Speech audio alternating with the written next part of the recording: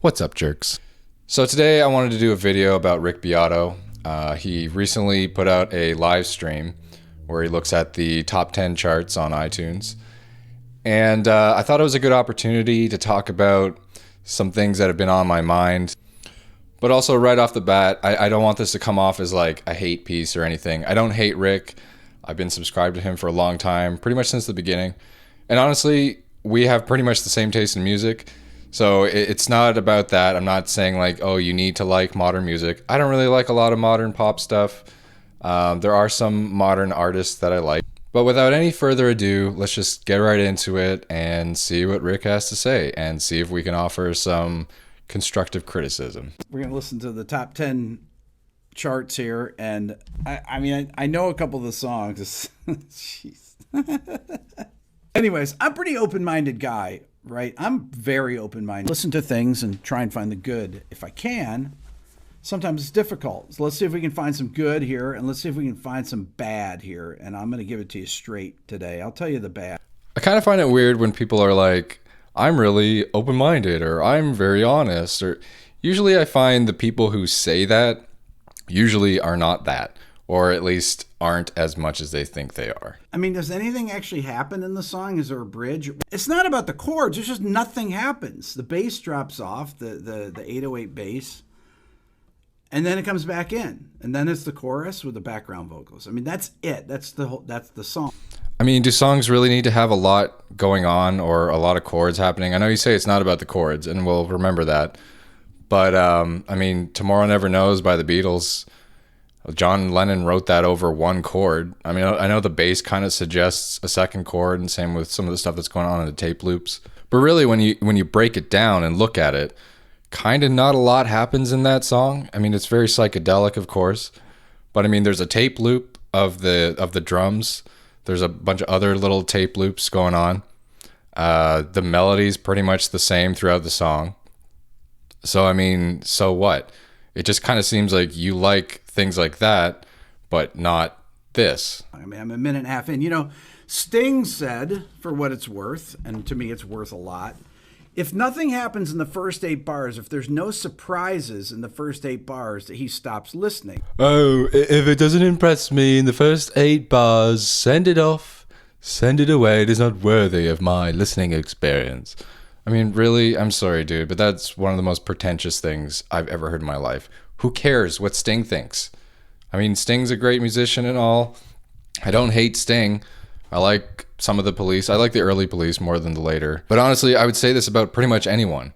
Even Rick. I mean, who cares what Rick's opinion is? It's just another opinion. I mean, if you value that pretentious opinion, Rick, that's fine. But I don't know why you think that actually means anything. I mean, what even constitutes a surprise? I mean, I could blow a fart into the mic in the first 8 bars. That's probably surprising, but does that mean it's a better song? And surprises are going to be pretty subjective, you know? It's going to depend on what you know, what you've experienced, what you're used to. So, I mean, I don't know how a surprise makes anything good or bad. And it's kind of a vague statement, and it honestly is kind of pretentious and musically elite. Like, what makes you think that yours or Sting's opinion about what is surprising musically, like what makes that mean anything? I'm not sure what people get out of listening to that. It's not like it's great singing. It's not even really singing. Is it really? I don't even know. I mean, interestingly enough, that's one of the things that kind of surprised me. I wasn't expecting that kind of vocal delivery. I don't really know much about Doja Cat, but I thought she was a pop singer, so I kind of wasn't expecting the vocals to be that way. But again, that just kind of shows that a surprise doesn't really mean anything. I mean, do I like the song? I mean, not really. It's fine. It seems like it's got a catchy beat and certain kind of attitude and vibe to it. It's probably meant to be a club piece. It's probably meant to be for fun. And I think that's the thing that people forget sometimes. It's like music doesn't have to be some grand artistic statement. Sometimes it can just be for fun. And what's wrong with that? I mean, having fun is emotional in its own way. Why does it need to be some deep, grand artistic statement to be good? Why does a lot of stuff need to happen? I mean, if it's meant to be danced to in a club, it's kind of mostly just got to have a good beat a certain vibe, a certain attitude, and it's got to be fun. I mean, look at Shake Your Body Down to the Ground by the Jacksons. Does anything really happen in that song? Like, I think the full version's like 8 minutes long, and it's kind of just vamping on that same riff over and over again. But it's got a groove. It's got something to dance to. It's got a certain feel, a certain attitude, a certain vibe. And sometimes that's all a song needs, you know. And I think you'll find, if you actually look at things, there's probably actually a lot of music that's pretty simple that you actually like. 2 minutes and 45 seconds. These songs, every song here in the top 10, only 3 songs are over 3 minutes. Good production on that. I mean, the riff isn't terrible. I mean, earlier you said it wasn't about the chords, but you kind of just keep looking at the structure of things, whether or not it has a good riff or not. It's like, okay, these are just like things that the song is made of. Like, that doesn't necessarily make it good or bad. You have to look at the whole thing, or try to figure out maybe what purpose it serves. Like, is it just supposed to be a fun song to dance to? Or is it serving some other purpose, some sort of deeper message? I mean, songs can have different things. They can be different lengths. They can have different purposes. Like, at the end of the day, it's just, do you like it or not? All right. When you don't use headphones, you don't notice all the panning things and stuff. You can really get the production values from it. I mean, that's a 2 minute and 45-second song because nothing happens in it, really, basically, right? Yeah, but what's wrong with that? I mean, if not a lot is happening, then, like, should it be longer? I mean, what is even wrong with that? I mean, go look at Lewis Cole, for example. He's an amazingly talented drummer and multi-instrumentalist. He has a bunch of songs that are, like, sometimes under 2 minutes or just around 2 minutes. And it's like, you know, what's wrong with having a short and sweet song? Get in, get out, have a simple idea. And I mean, he has longer songs too. I don't know what is necessarily wrong with having a shorter song. Wow. Okay. That's good. That's got a great hook. That sounds like 70s, you know, funk, disco. I like that 11 chord. I mean, yeah, I kind of like that song the best as well out of this list, because I also like 70s sounding music. But that doesn't really make it that much better than anything else. I think it just kind of shows where our tastes lie and where our biases lie. And that's fine. I mean, we're allowed to like what we like, and other people are allowed to like other things. I mean, it's fine. It's just different stuff. And obviously you and I prefer to have stuff that sounds like the 60s or 70s. I mean, so what? Singing's good on it, but it's pretty boring, right? This kind of beat is so overdone. Oh my God. There's a million songs with this. Yeah, Rick, there's also a million songs with a 2/4 rock beat or 4 on the floor disco beat. But you like that? I mean, it's really, really just boring stuff. The singing's pretty good on it. Singing's pretty good. The production's okay, you know. It's just the same stuff. I mean, the same as what? So far, we've heard kind of pretty different songs, and they were all doing different things. So, like, the same as what? That just other pop music you've heard? I mean, so what? This is kind of what genres are. Everything that's wrong with the music business. This is just focus grouped pop music that everything about this is predictable, right? It's got the kind of cursing in the lyrics. Oh no, not cursing. Oh, whatever will we do? It's got it's super compressed and overproduced. It's got the little predictable chord progression. Predictable to who? To you and I as musicians? Yeah, maybe. And even if it is predictable to the general public, maybe they don't care. You're literally listening to a song that's on the top 10 list. So, I mean, is it really that bad? And I don't know, dude. Like, I don't mean to be rude. It's just you're kind of coming off really juvenile. It's got the... Dun, dun, dun, dun, dun, dun. It's like, yeah, you're kind of just talking down to people now. You're talking down to musicians. You're talking down to the people who like this stuff. I don't know why you think that's a cool thing to do. To me, I think that's pretty lame. especially as someone who's trying to teach music. And sure, maybe it is just like producer driven stuff, and maybe it is overproduced. But again, so what? I mean, with the production, they probably want it to come out well over a noisy club, or maybe they want it to sound decent coming out of a crappy little phone speaker. Like there are reasons why sometimes people do this. Oh my God.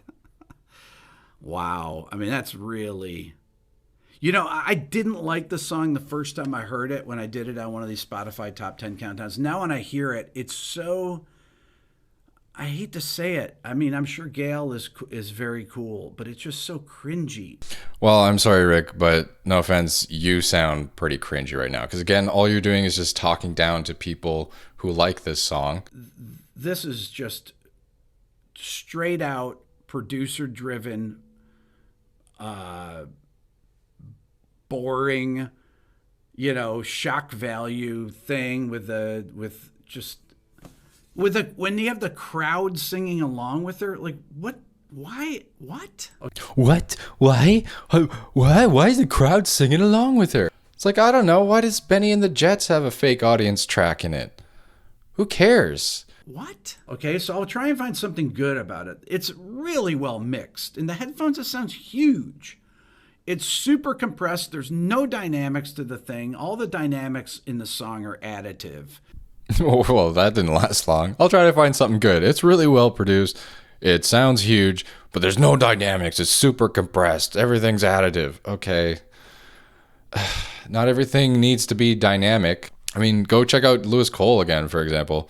A lot of his stuff is pretty compressed and squished, but it has a certain vibe to it. It has a certain kind of lo-fi quality to it. Like, one of the things he's inspired by is video games.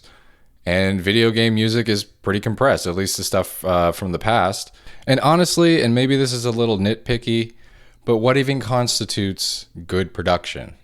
I mean, back in the day, people's idea of good production and good sound was a clean representation of what was played live. And you wanted to get it as clean as possible with as little distortion or noise as possible. And then rock and roll comes along, and people are cranking up their amps to distortion. People are pushing the mics. People are pushing the preamps, pushing the tape, and getting this crunchy, distorted sound. I mean, is that bad? I mean, people like that. You like that, Rick. You've talked about it.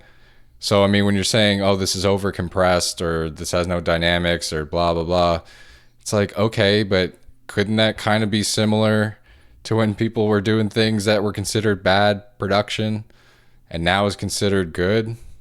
Like, there's just different ways of doing things, and there's different reference points as well. And maybe you just don't know those, and maybe you just don't like them, and that's fine. This is just teenage trash. Sorry. Teenage trash. Okay, I mean, you know what I think is teenage trash? That kind of attitude. Because when I was a teenager, I remember people crapping on all sorts of music. Oh, you like this? Oh, you like that? Oh, that's lame. Oh, this is so old. Oh, this is overdone. Oh, blah, blah, blah, blah, blah, blah. Like when you're saying, oh, this is teenage trash. I mean, people thought rock was teenage trash. They thought the electric guitar had no real dynamics to it, that it was a bunch of noise, that the singing was just a bunch of yelling. There was just a catchy beat to dance to. At worst, it was satanic and cultist. How do you not remember that? Rocket Man is an amazingly great song.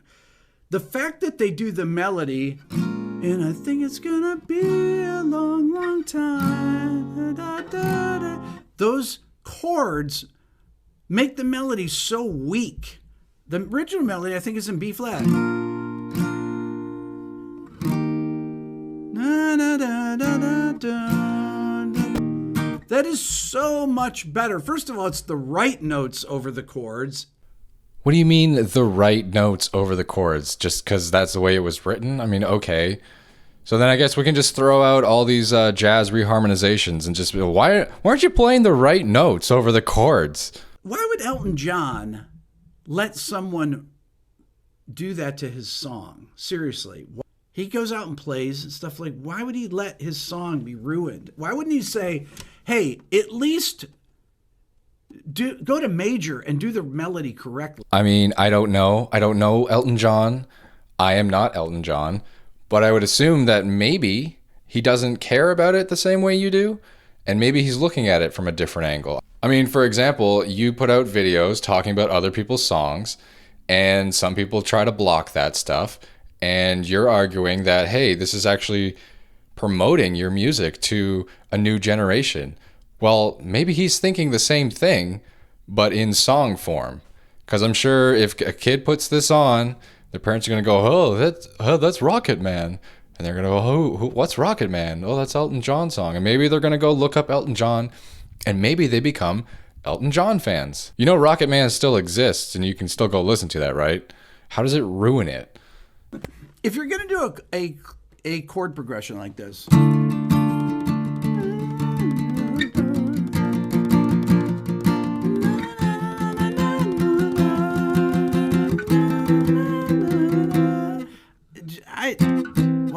just go to the don't do that inversion there. Like, I don't even get that. Again, you know, for someone who said earlier it's not about the chords, you seem to be focusing on the chords a lot for some reason. And also, now you're upset that they went to an inversion of a chord instead of just the straight chord? At least sometimes. This is just like a teeny bopper sounding song. Pop songs don't have to be teeny bopper songs. Yeah, they also don't need to be adult. They don't need to be anything. And teeny boppers are allowed to have their music. And you already liked a song on the charts, so let other people like songs on the charts. Like, why do you have to like every song on the charts? I did a video this past week on 2 guitar solos. One was Hey Joe, and one was Kid Charlemagne, Larry Carlton, which I've revisited a couple times because I want to remind people about how great music used to be. Oh, Hey Joe. So that's an example of something that was great in the past. I mean, I'm sorry, have you heard Hey Joe before? I mean, don't get me wrong, I love Hendrix, and I love Hey Joe. But, I mean, go listen to Hey Joe again, because you are constantly complaining that, oh, this song doesn't go anywhere. It's the same chords over and over again. Nothing really happens. Not a lot happens in Hey Joe, dude. It's the same 5 chords over and over. I mean, not a lot happens. There's some drum fills. There's no bridge. The melody's pretty much the same. It's not that long of a song. It's longer than most of these, I guess. 3 minutes 30. There's a solo, sure, but it's not even like an amazingly complex solo or anything. It's fairly basic. It's not that it's a bad solo or anything. I like the song. It's just, how come Hey Joe is okay with not really doing a lot and not really changing much, but then these songs, that makes them bad? Because that was a song that was on the radio, and Steely Dan had songs on the radio that kids listened to, because I was a kid. I was a teenager when these songs were out. These were teeny bopper songs, but they were actually phenomenal songs. Absolute nonsense. I'm sorry, dude. Steely Dan is great and all, but they were not teeny bopper music. There was other stuff that was teeny bopper. That is not it. Just because maybe you were listening to it at that age doesn't mean everyone was. Okay, my mom is a couple years younger than you. She barely remembers Steely Dan being a thing. It might depend on where you grew up and what people were listening to at the time. I mean, back then, people were pretty segregated with the music they liked or not. And they identified with it a lot. And sometimes they got pretty militant with it. Like, do you not remember when people hated disco music so much they were literally going out and burning the records? Hello? So we don't even need to listen to that. I mean, that could really... These people have all the resources in the world to hire it's good production on here. It's good production. But, man, unbelievable. Well, I mean, realistically here, you're literally talking about a song that's in the top 10. And you're saying, oh, but these guys, they have access to all the best people. They could do this and that. And it's like, yeah, but they also made a song that obviously was pretty successful. So is it really that bad? I mean, I don't think it's good or bad or better or worse. I think it's just a thing that happened. This is all just stuff that happens in the universe, man. None of this matters. 2 minutes and 47 seconds of the same thing over and over. And Hey Joe is 3 minutes and 30 seconds of the same thing over and over again, other than it has a short solo. What's your point, dude? Not all of them, but a lot of the songs from the that were on pop music radio in the 60s and 70s. Not everything. Yes, there were some 3-chord songs and everything, but there was so many sophisticated songs. I don't know. I feel like that's kind of a yes and no, especially in the 60s. I mean, do you not remember the English blues boom? There was a lot of songs that were 3 or 4 chords. And like, what's even the limit on this? Again, Hey Joe is pretty much the same thing over and over again, but it's 5 chords. So does that make it better because it's 5 chords that basically just go through the circle of fifths? Woo, so sophisticated. Talk about, the Beatles, the Stones. I mean, with the Stones' sophisticated songs, I always come back to...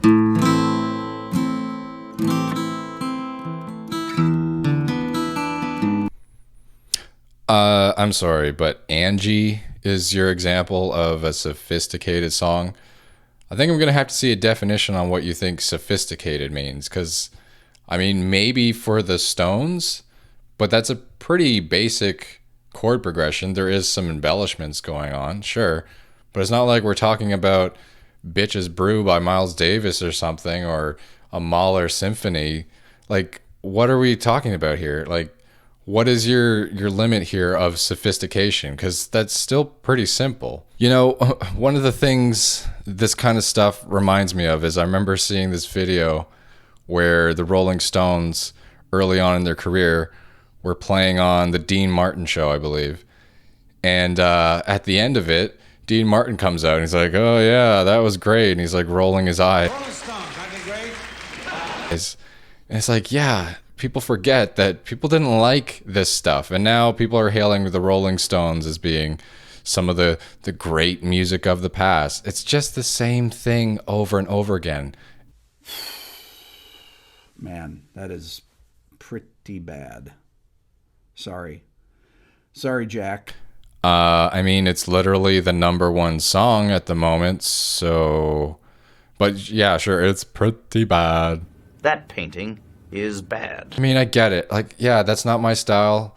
I'm not really into that song or that style of music.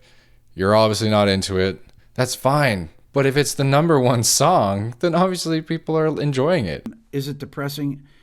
It's only depressing if you let it be depressing. Obviously, there's plenty of other music out there. I went to see Animals as Leaders last night and had the band here for an interview yesterday that I'm putting out on that I'll put out on Monday, and it was a packed audience. It was awesome. Some incredibly interesting progressive music. So I'm glad that he actually does say this, because yeah, it really is only depressing if you let it be depressing. And there is so much music out there that you're probably going to find something that you like. But at the same time, I'm not really sure what the point of this video is. Like, why are you trying to seemingly objectively prove that this is bad and this is good? I mean, like, why? If you don't like it, then don't listen to it and go find the stuff that you like. In fact, why don't you also stop complaining about modern music or pop music, whatever? Why don't you spend more time actually promoting the stuff that you think is good? Some smaller artists maybe that you think, hey, like, they've got something here. Why are you spending your time, like, almost 45 minutes in this video just, oh, this is the same stuff over and over again. Oh, this is auto-tuned to death. Oh, this is bad. Why? Why do you insist on putting out that kind of energy? Because last I checked, you also went on Rhett Shull's channel a while back, and you were talking to him for almost 20 minutes. You're like, oh, why don't people in my comments section like modern music? I don't get it. I like modern music. And it's like, geez, look at this video. Look at the way you're talking. So obviously you're going to attract people who feel that way, and they think this is the place where they can express their boomer attitudes about music and impress old Daddy Rick. That's like, which side of the fence do you want to land on? Do you want to appeal to boomer-minded people, or do you want to get young people into your channel and talk about music? Because like, if you want to get more younger people in there and open-minded people, then you gotta stop with this. Because maybe you still think you're open-minded because you like a few modern songs here and there, but this kind of attitude is very closed-minded. You're not really trying to understand why some people might like this, and you're kind of not understanding that like people don't really want to be talked down to about the things they listen to and the things that they enjoy. Like, why would they subscribe to you, dude? And it's not that young people aren't into music.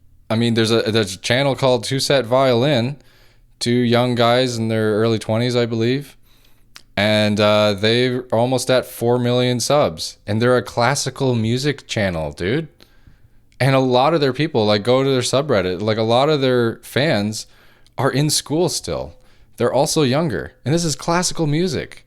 But that doesn't mean that this stuff isn't on the charts. It's terrible. That doesn't mean that the stuff on the charts is terrible, Rick. It just means you don't like it. I don't like Animals as Leaders. Like, I'm sorry. They're a fine band. They seem very musically competent. Tosin Abasi is obviously an incredible guitar player. I've tried listening to their music and it does nothing for me. And that's fine. Now, that being said, pop music used to be a lot better than it is now. It just did. No, it didn't. I mean, if you can just state that claim, I can reject that claim. Anything stated without evidence can be dismissed without evidence. And we're talking about something subjective here. So good luck trying to find some actual objective evidence for this. And I apologize if I offended any of these artists. I didn't mean to, but I just have to give you my opinion on it, and it's just my opinion. I mean, I highly doubt people who are making songs that are getting into the top 10 charts are really going to be that offended by what you have to say, dude. And also, no, you don't. You don't have to give your opinion. You chose to. And you don't need to put it out there. So all in all, again, I don't hate Rick. I just think a lot of these opinions are very kind of silly, childish, pretentious at times. A bit musically elite, kind of boomery. But that doesn't mean I hate Rick. I'm still subscribed. I still like to learn about music. I don't understand why people want to continue doing this. What I really don't understand is how people don't realize that the things they say about today's music is the same stuff that was said about music in the past. But anyway, leave a like, comment, subscribe if you like this and want to see more. If you want to see more like videos where I talk about something, let me know. And I've been working on some new music and stuff that hopefully try to get out soon. I've actually been working on an album for a while, so I'm hoping that'll get finished sometime soon, but we'll see. Yeah, and there'll be some more covers and just some jams and stuff as well. So yeah, jerks, have a good one, and I'll see you in the next video.